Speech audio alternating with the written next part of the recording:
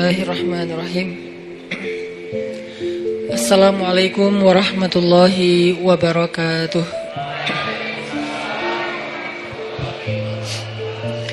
Alhamdulillahirabbil alamin.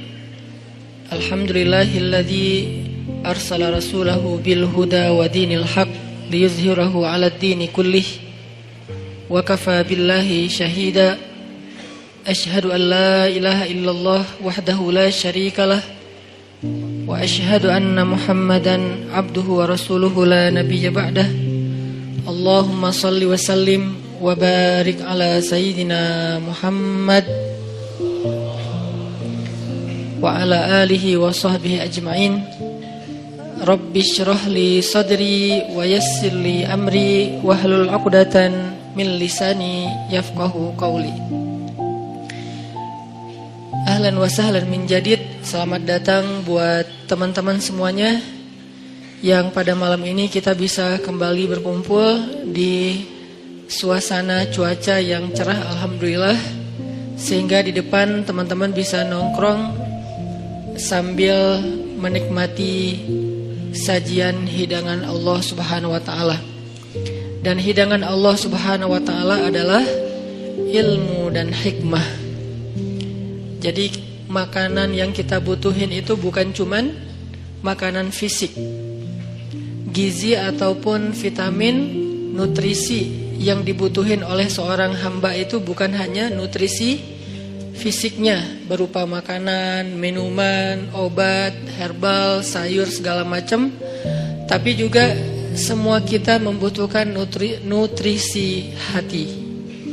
Lebih jelasnya lagi nutrisi iman. Karena yang menjadi lemah bukan hanya tenaga kita, tapi iman kita juga bisa menjadi lemah. Yang menjadi futur atau ngantuk bukan cuma mata kita, tapi basirah kita juga bisa menjadi ngantuk. Yang menjadi lupa bukan hanya akal kita, tetapi juga zikir kita juga bisa menjadi lupa. Makanya kita butuh nutrisi atau maidatur rahman, hidangan Allah Subhanahu wa taala yang berbentuk hikmah dan ilmu, sebagaimana kita butuh juga hidangan nutrisi untuk kebutuhan fisik kita. Walaupun memang kita nggak perlu nutrisi, nggak harus memberi nutrisi hati kita dalam bentuk kajian ilmu setiap hari 3 kali misalnya. Nggak harus sih, kalau bisa lebih bagus, tapi nggak harus. Karena nutrisi hati ini bisa kita dapetin bukan cuma dengan duduk dalam majelis ilmu, bukan hanya duduk di dalam tongkrongan hikmah, tapi juga bisa kita dapetin dengan tilawah Al-Quran. Kita juga bisa dapetin itu dengan zikir. Zikir sesuai dengan masalah kita. Karena zikir kalau nggak sesuai dengan masalah tetap berpahala, cuman kurang berasa. Kayak kita lagi nggak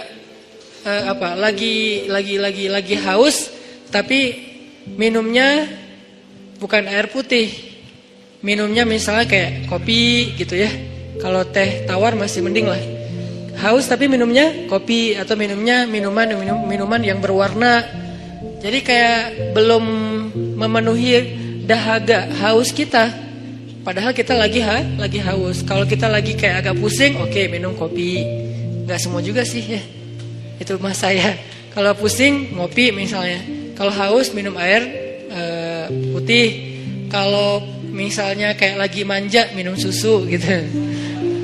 Kenapa Ustadz? Ya mungkin lagi kayak males aja yang berat-berat gitu kan. Atau lebih manja lagi jus gitu kan ya. Gak manja sih itu sehat. Ya lah pokoknya. Yang jelas itu kan sesuai dengan kebutuhan kita. Gitu juga dengan zikir. Zikir itu nama Allah yang dipakai itu harusnya sesuai dengan masalah kita. Walillahil asma'il husna. Allah tuh kan punya nama-nama yang bagus, yang mulia, yang baik, yang keren gitu. Walaupun tidak terbatas 99, tapi yang dikenal oleh kita 99. Maka fad'uhu biha, maka berdoalah kepada Allah panggillah Allah. Ud'u itu panggil. Ud'u ila sabili rabbika, atau dakwah itu panggilan, memanggil.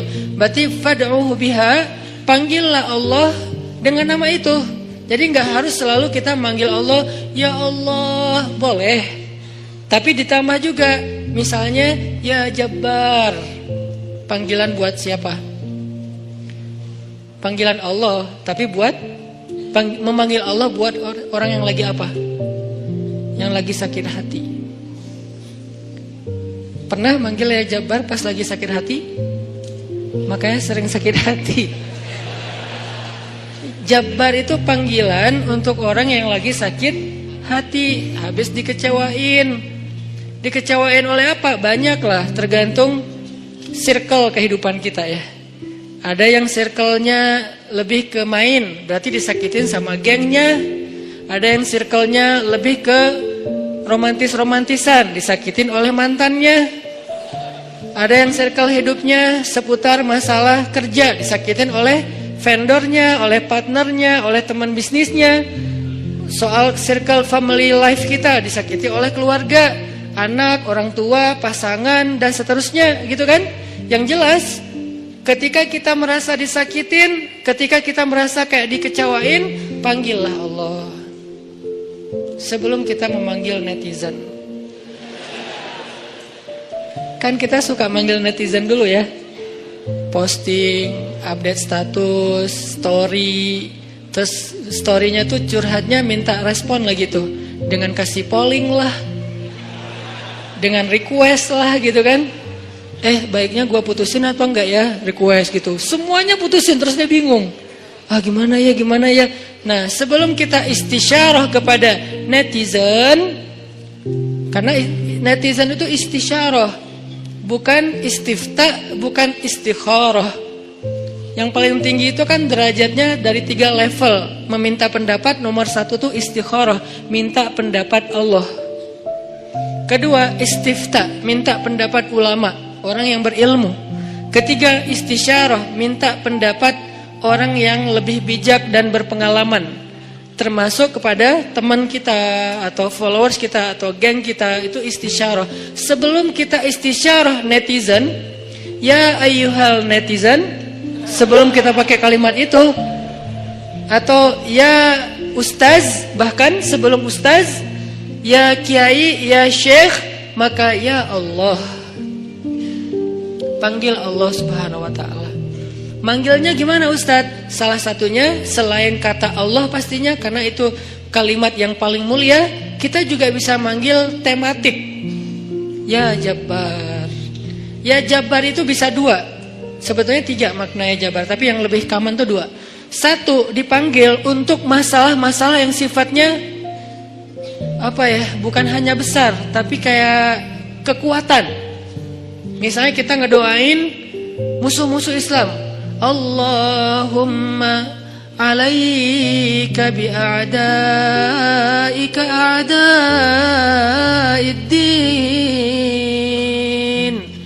Allahumma alaika bil kuffar. Allahumma alaika biz zalimin. Ya Allah, kami serahkan kepadamu orang-orang zalim itu, gitu kan? Orang-orang zalim. Baru kita mengatakan ya Jabbar. Pasangannya biasanya ya Qahar. Ya Jabbar, ya Qahar. Arti Jabbar dalam konteks itu yang perkasa, yang memaksa. Ya Qahar, yang menaklukkan. Sehingga dipakailah kalimat Jabbar, Qahar, Aziz, kan kata-kata yang nama-nama yang perkasa gitu, untuk doa-doa yang sifatnya biasanya dipakainya dalam kondisi terzolimi. Ini doa-doa orang yang terzolimi. Kayaknya nggak perlu dihafal juga sih. Bukan nggak perlu dihafal, nggak perlu dipakai. Kenapa? Berharap kita tidak mendoakan orang yang zolim, kecuali yang dizolimi dalam urusan agama. Kalau dizolimi urusan pribadi sih, mending jangan mendoakan orang yang menzalimi. Kenapa? Rugi. Mending doain diri sendiri. Ketika kita punya kesempatan doa kita diijabah, jangan kasih doa itu untuk orang lain, rugi. Walaupun bentuknya mendoakan atas keburukan, tetap rugi.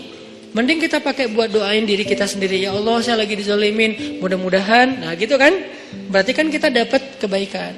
Ya Jabbar, itu panggilan orang yang sedang sakit hati. Jadi satu artinya untuk orang yang lagi dizalimi, satu lagi untuk orang yang lagi hatinya kayak sedih, kayak disakitin. Gak sebesar zolim sih, cuman ya lumayan lah, bikin gak bisa tidur, bikin tumbuh jerawat gara-gara itu, gitu kan ya, karena stres. Terus bikin nambah uban, walaupun ada yang uban itu karena bijaksana. Ditutup. Jadi intinya adalah panggil Allah kalau kita lagi sakit hati dan dikecewain. Ya Allah, ya Jabbar. Salah satu doa minta disembuhkan kecewa dan sakit hati di dalam sholat adalah Rabbighfirli warhamni wajburni. Kalimat wajburni. Selama ini kita baca enggak? Kan? Tahu artinya? Hampir. Apa arti wajburni? Bukan paksa aku dong Allah, enggak. Padahal arti Jabbar juga yang memaksa kepada kehendaknya. Tapi kalimat wajburni, makna Jabbar di sini makna yang ketiga di antara tiga makna Jabbar, yaitu yang mengobati sakit hati. Jadi ketika kita berdoa, Rabbighfirli warhamni wajburni warfa'ni warzuqni wahdini wa'afini. Banyak banget ya. Luar biasa kita ya. Jadi kalau kita sholat aja tuh kita udah minta banyak hal ke Allah. Makanya pas berdiri, pas duduk itu jangan buru-buru. Rabbi, Allahu Akbar. Apaan? Malaikat juga bingung. Rabbi apa? Kamu dengar gak dia doa apa? Enggak. Oh kirain aku doang yang salah dengar, kata malaikatnya. Jadi kita kayak gak jelas gitu minta ke Allah. Rabbi udah gitu sujud. Karena terlalu buru-buru, gak ada tumakninah, gak ada tenang, gak ada berhenti sebentar. Makanya Rabbighfirli warhamni wajburni. Bagian wajburni kalau bisa kayak gimana gitu. Kayak agak menghayati dan kayak perasaannya dalam banget gitu. Wajburni. Tapi gak gitu juga sih dalam sholat, bahaya, bid'ah, syubhat menyambar-nyambar. Intinya teman-teman, wajburni itu artinya kalau kita terjemahin, sembuhkanlah sakit hati saya. Atau bahasa lain juga bisa diterjemahin, hiburlah aku ya Allah, aku lagi sedih nih. Kalau kita ke teman gitu ya, hibur aku dong, gue lagi sedih nih. Ya udah yuk kita main, ya udah yuk kita jalan, ya udah kita nonton, ya udah kita ngopi, ya udah kita makan, ya udah apalah terserah. Yang jelas kita ngadu ke dia, minta dihibur pas kita lagi sedih. Nah cara ngadu ke Allah pas kita lagi sedih supaya dihibur oleh Allah, wajburni ya Jabbar.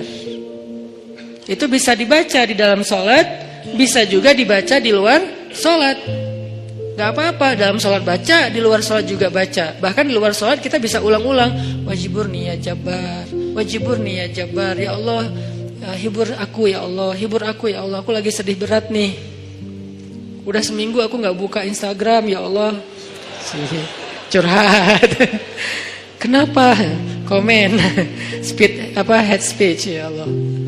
Ya Allah, aku udah seminggu gak lihat grup. Ya Allah, aku udah seminggu gak buka handphone. Lebih parah lagi kan? Berarti bermasalah di akun sosial media, bermasalah di grup, bermasalah di nomor kontak, bermasalah di SMS, semua bermasalah. Ya Allah, udah seminggu aku gak buka handphone. Hibur aku lagi sedih banget gitu. Nah, minta ya Jabbar, wajburni ya Jabbar, wajburni ya Jabbar. Ntar Allah akan hibur kita. Hiburan Allah lebih baik daripada hiburan yang diberikan oleh makhluk. Hiburan makhluk itu kadang-kadang modal. Kalau nggak modal di awal, modal di akhir. Modal di awal, dia ngajak nonton, kita yang bayar. Dia ngajak ngopi, kita yang bayar. Kalau modal di akhir, dia bayar, tapi nanti dia pamrih. Dulu kan pas lo lagi sedih, gue traktirin makan. Sekarang gue lagi sedih nih, sama aja kan ngemodal ya. Kalau Allah yang ngehibur kita, itu nggak ada pamrihnya. Nggak ada modal di awal, nggak ada modal di akhir. Terus kenapa kita cepat dan begitu spontan minta hiburan dari makhluk, begitu spontan minta curhat kepada makhluk, begitu spontan manggil nama makhluk, tapi kurang spontan memanggil nama ya Jabbar, nama Allah Subhanahu Wa Taala. Ini kalau ngomongin kecewa, salah satu di antara Asmaullahil Husna, nama-nama Allah yang mulia itu adalah ya Jabbar. Sehingga kekecewaan itu jadi jalan buat kita untuk lebih akrab sama Allah. Kan kita tuh kayak, mungkin saya aja yang ngerasa gini, tapi banyak juga sih yang curhat kayak gitu. Kita tuh sering ngerasa akrab sama Allah tuh pas lagi ada masalah kan ya. Kalau lagi gak ada masalah kayak kita tuh plain banget gitu hubungan sama Allah. Kayak misalnya hayya 'alas shalah, biasa aja. Oh ya udah azan. Itu paling soleh tuh. Di bawahnya dikit, kok azan sih baru jam berapa? Di bawahnya dikit, kok azan sehari berapa kali sih, kok sering banget gua dengar. Padahal cuma 5 kali. Dia kayak berasa sering banget gitu dengan azan gitu kan ya. Paling soleh juga, oh udah azan gitu kan. Tapi kalau lagi ada masalah, kita tuh kayak apa? Kayak perasaannya tuh kayak ini banget, sensitif banget dan akrab gitu sama Allah. Hayya 'alas shalah. Suara kakek-kakek juga berasa jadi suara vokalis jazz gitu. Si kakek-kakek kan agak-agak serak agak ala-ala rock gitu kan. Tapi kedengar ini suara azan merdu banget ya. Merdu apaan? Kakek-kakek yang biasanya enggak, gue dengernya kali ini dia merdu banget loh. Jangan-jangan dia lagi baper. Enggak, dia biasa aja. Kita yang lagi baper. Jadi apa yang kita dengar itu kayaknya tergantung perasaan kita. Pernah nggak dengar suara azan terus kayak sedih? Soalnya kasihan sama muazinnya gitu. Kok gitu ya azannya, kasihan ya. Kayaknya dia kayak nafasnya putus-putus gitu. Kalau tadi sih keren-keren sih. Yang tadi ikut challenge azan, hayya 'alas shalah, bagus lah. Tapi yang paling bagus emang azan itu habis diputusin. Itu tuh keren banget, baper tuh. Hayya 'alas shalah. Jadi dia kayak, kenapa sih lo giniin gua? Jadi tuh kayak lagi curhat banget gitu kan. Enggak, guyon. Intinya azan dengan hati, tilawah dengan hati. Kalau kita pakai hati dalam melantunkan ayat-ayat Allah, itulah sebaik-baik irama. Makanya kata Nabi, zayyinul Qur'an bi aswatikum. Hiasilah Al-Qur'an dengan suara kalian. Tapi para sahabat enggak semuanya suaranya bagus. Terus gimana tuh? Sementara Nabi nyuruh menghiasi Al-Qur'an pakai suara. Kata para ulama, sebaik-baik hiasan dari suara kita itu adalah suara yang membaca Al-Quran dengan iman. Saya tuh qori, dari kecil tuh udah ikut musabakoh. Jadi udah kayak masalah olah vokal tuh kita dari kecil tuh udah sering. Udah latihan serius sampai tingkat nasional, internasional. Jadi buat saya vokal itu kayak penting. Makanya kalau dengar orang misalnya kayak nyanyi kah atau dia tilawah kah, cukup satu vokal pendek aja udah ketahuan. Ini kayaknya nih kayak orang kayak blind audition ya. Kan yang blind audition tuh baru wah tuh keren gitu kan ya. Baru hahaha gitu, padahal belum kedengaran, tapi kok dia udah bisa nyimpulin, langsung dia pencet bahwa dia tuh ngelulusin gitu. Karena emang mungkin si jurinya ini udah punya ini banget, udah sensitif banget dengan suara. Nah, tapi saya sadar ternyata dalam membaca Al-Quran nomor 1 itu bukan suara. Sekeren apapun suara orang, masih kalah dengan yang nomor 1-nya apa? Iman. Ada orang baca Qurannya sederhana, Alhamdulillahirabbil alamin, Ar-Rahmanirrahim. Itu tuh keren banget suaranya. Dibandingkan Alhamdulillahirabbil alamin. Kalau pamer gak berasa di hati yang dengar juga. Dan yang membaca juga, kok suara saya gak enak banget ya. Walaupun kita tetap butuh kayak media, sound, mic. Kalau saya kan, buat saya sound mic itu kayak fardu ain ya, usul, termasuk hal yang penting gitu kan. Sehingga kalau saya mau ini, pasti mic dulu yang dicek. Bukan apa-apa, bukan mau gaya-gayaan kayak tadi misalnya. Tiba-tiba mic monitor nyala karena belum di setel. Kalau mau dinyalain, setel dulu. Padahal sebelumnya kan mic luar, mic dalam nih yang dinyalain. Kalau mic dalam dari tempat imam, kedengarannya tuh kayak suara dari langit gitu. Kalau monitor kayak suara dari mulut saya gitu. Jadi berasa dengar suara sendiri kan agak enak ya. Nah, makanya awalnya pas saya istau sufufakum, itu istau sufufakum sebetulnya ada 2 fungsi. 1 lagi nyuruh ngerapiin soft, 2 lagi cek sound. Soft diluruskan dan dirapatkan. Kalau lama kayak Muzamil tadi, berarti pro banget tuh cek soundnya. Kita sholatnya adalah sholat yang terakhir, rapatkan soft dan segala macam. Berarti Muzamil pro banget ngelihat sound ini kayaknya gimana ya? Ini soundnya ada yang kayaknya di sana tuh ada yang ngadat deh, gaya banget ya. Artinya buat saya itu bukan gaya-gayaan teman-teman. Buat saya itu penting. Kita nggak tahu ya, yang sholat di antara kita ini mungkin ada yang pertama datang buat sholat, pengen dia berkesan, sekali-kalinya datang langsung berkesan sehingga jatuh hati dengan masjid, jatuh hati dengan sholat. Karena sholat itu buat saya konser paling kolosal di muka bumi. Kenapa kolosal?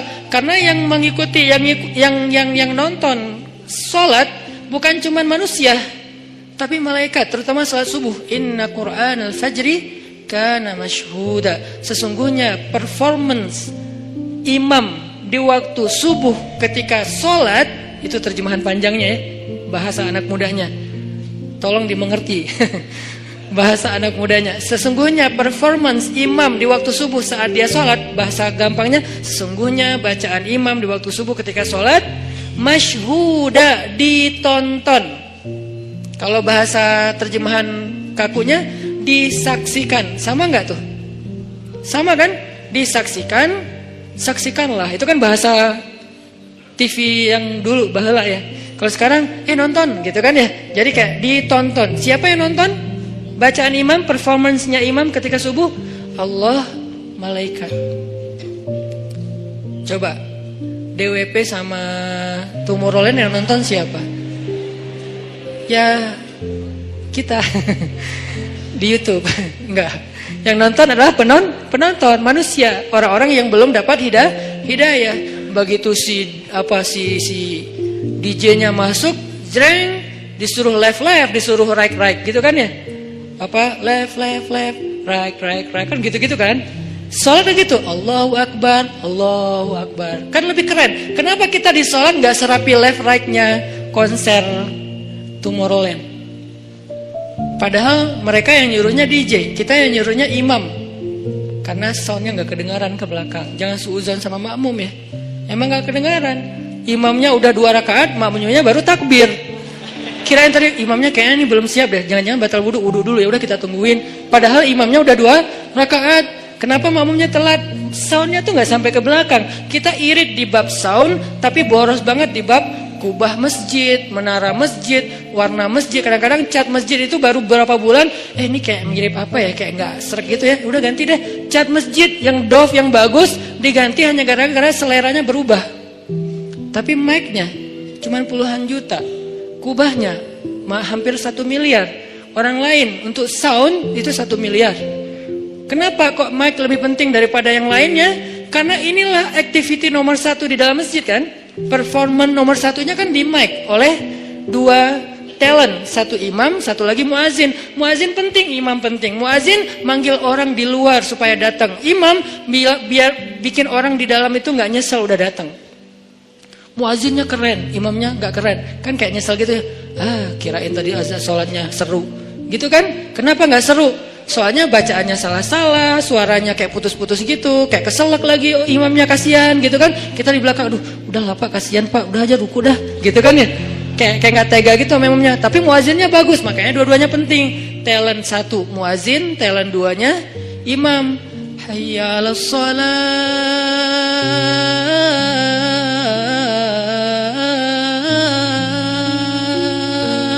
Orang dengar sedih ya.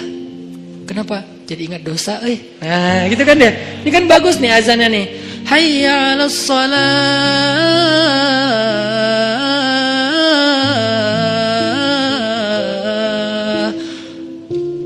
Surga tuh kayaknya indah juga ya dengar suara mah. Baru dengar suara, panggilan belum. Salamun salam. Ya ayyuhal mu'minun, ya ibadallah, panggilan malaikat. Kan suara malaikat pastinya keren ya. Nggak ada yang fales dong, malaikat. Masa malaikat fales? Udah gua aja yang manggil. Kenapa? Lo suaranya fales kata malaikat. Kan nggak mungkin kan? Panggilan yauma yunadil munadi mim makanin qarib. Hari ketika malaikat memanggil manusia dari tempat yang dekat. Tahukah kita apa tempat yang dekat? Tempat yang dekat itu adalah Masjid Al-Aqsa. Hari ketika malaikat berdiri di titik Masjid Al-Aqsa sekarang, memanggil seantero padang mahsyar, halummu ilayya, kumpul kalian semuanya di sini kata malaikat. Jadi azan yang keren itu azan yang mengingatkan orang pada dosa, azan yang mengingatkan orang kepada akhirat, dan itu nggak bisa kalau nggak pakai hati. Nggak perlu ngeluarin 100% vokal, cukup 60%-nya aja. 30% dibantu sama sound, 10%-nya dipakai, 40%-nya dipakai dengan perasaan. Makanya saya senang banget kayak dulu masa masih punya halakoh kecil sama teman-teman, termasuk ada Muzammil, anak-anak ITB. Kita kan kayak belajar dulu Muzammil mana Muzammil? Oh ada belajar makomat sama dulu sebelum ada Pemuda Hijrah, makomat sama belajar azan. Kita kayak kayak mengcover. Jadi bukan cuma lagu yang di cover, kita mengcover azan. Cover azan Masjidil Haram Dagriri. Dagriri itu azannya tuh menurut saya azan of the year. 2018 azan terbaik itu nanti cari di YouTube, azannya Hamdi Ad-Dagriri kalau nggak salah namanya. Nanti azannya Al-Aqsa. Azan Al-Aqsa itu kayak lagi curhat. Al-Aqsa itu udah dirampas, kami itu teraniaya, kemana kalian wahai kaum muslimin, gitu. Seolah-olah tuh kayak manggil kita gitu. Dari irama-irama yang dipilih kan. Nah ini semuanya dengan hati. Makanya pakai hati aja udah terbaik. Balik lagi ke tema yang tadi adalah panggil Allah dengan lembut. Nidaan khafiyya. Zikru rahmati rabbika abdahu Zakaria idh nada rabbahu nidaan khafiyya. Ketika dia nada rabbah. Apa arti nada rabbah? Nada itu bahasa Arab, terus jadi bahasa Indonesia nada, tapi beda arti. Nada artinya memanggil. Nada dering, panggilan. Dering panggilan itu bahasa Arab. Iznada rabbahu nidaan khafiyya. Nada yunadi nidaan. Nida panggilan. Jadi kalau ada yang namanya nida itu adalah panggilan. Makanya kalau dia panggil, panggilan kamu siapa? Panggilan aku nida gitu.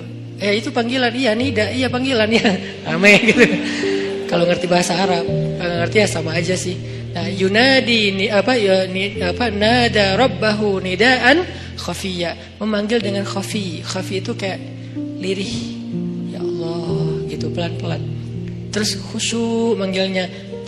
Berperasaan manggilnya, bukan ya Allah, itu mah kaget kali ya, bukan manggil Allah karena dia lagi curhat. Kalau mau curhat ya Allah, coba jadikan ya Allah ini kata favorit kita deh, dan jangan tunggu bermasalah baru lembut suaranya. Kalau lagi senang kayak ya Allah, enggak gitu sih.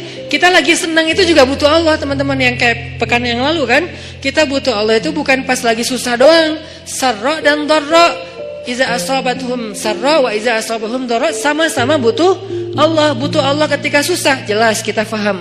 Butuh Allah ketika senang artinya apa? Supaya kesenangan yang Allah kasih itu jadi barokah, mubarak, jadi bertambah manfaat, jadi bertambah kebaikan, enggak jadi sia-sia. Nah, kalau nikmat yang Allah kasih, kesenangan yang Allah kasih malah jadi bikin kita sia-sia, itu malah jadi musibah.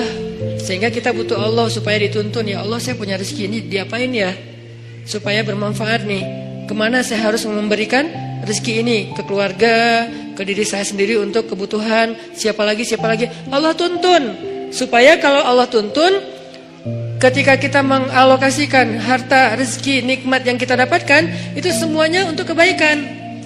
Fa ammal yatima fala taqhar wa ammas sa'ila fala tanhar wa amma bi ni'mati rabbika fahaddits. Kalau enggak, alhaakumut takatsur. Celaka gara-gara takasur, justru banyak nikmat yang Allah berikan. Jadi teman-teman, poin pertama bab kecewa. Kalau kita kecewa, saya yakin semuanya pernah kecewa dan mungkin masih akan kecewa atau bahkan lagi kecewa sekarang. Kelihatan dari muka-mukanya. Kecewa sama saya. Kenapa ceramahnya lama sekali? Jadi kalau lagi kecewa, apa poinnya tadi? Panggillah Allah.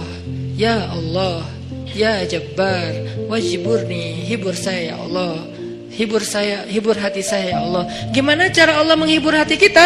Allah menghibur hati kita itu dengan diberikan wajilat qulubuhum. Allah menghibur hati kita dengan dijadikan liyazdadu imanan ma'a imanihim. Allah menghibur hati kita dengan dijadikan apa? Tuma'ninatul qalb. Ala bidzikrillah tatma'innul qulub. Banyak cara Allah menghibur hati. Apakah Nabi pernah sedih atau kecewa? Kecewa pernah, sedih pernah di Al-Quran. Direkam. Terus cara Allah menghibur hati Nabi yang lagi sedih atau kecewa gimana? Ya ayyuhal muzammil qumil laila illa qalila nisfahu awil qus minhu qalila aw zid alayhi warattilil qur'ana tartila ناشئة الليل هي أشد وطئا وأقوم قيلا. Allah panggil Nabi ketika lagi sedih dan